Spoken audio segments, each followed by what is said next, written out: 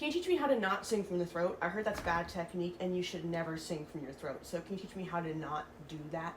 Oh, well, you actually have to sing from the throat because that's where your vocal cords are. They're in the throat, in the larynx, where they're housed. So the sound is ultimately going to come from the throat and your singing is ultimately going to be coming from your throat. But I think I know what you mean. You're trying to relieve tension, right? Like you don't want things to get tight here or get uncomfortable in the throat area, and you don't want to be having extrinsic tension there, right?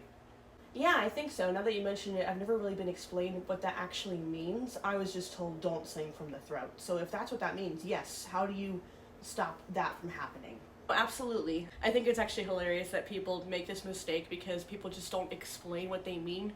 Especially voice teachers, they tend to kind of generalize things and say the same things that their teachers told them without ever really diving into what they're actually trying to say. So this is a great example of that. Typically when a teacher says don't sing from the throat, they mean to reduce tension, reduce squeeze, make sure that muscles aren't engaging here other than ones that are actually part of the cords or part of the larynx itself. So what we could do for that is a bunch of different things. We can lower the larynx, dropping it down, bit of a yawny kind of quality. We can pull back the volume a little bit. We can push back muscles that are popping or protruding in the neck. We can do a little bit of a neck roll kind of situation.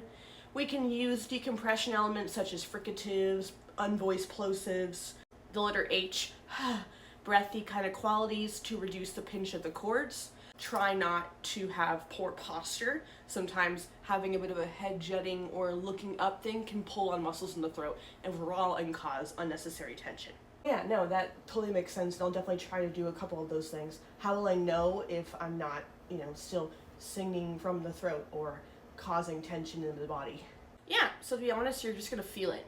If you feel things getting tight or squeezed, or you see things in a mirror or on camera when you're recording yourself, those are signs that you might need to still be working out these tension areas. Hopefully that helps, and please be more specific, voice teachers, when you're talking to your students.